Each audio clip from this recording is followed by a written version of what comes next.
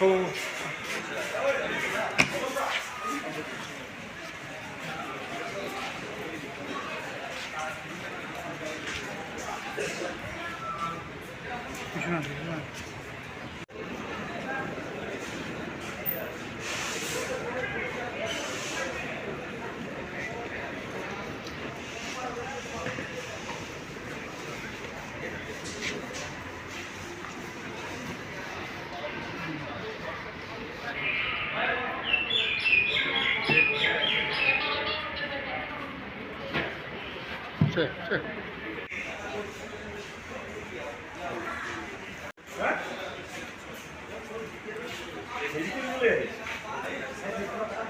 মই 11 নম্বৰ ছিটটোত শুই আছিলোঁ, তাৰ তলতে পালে ছাৰহেঁতি, তাৰপিছত মোক ভাবিছে মই আনিছোঁ বুলি।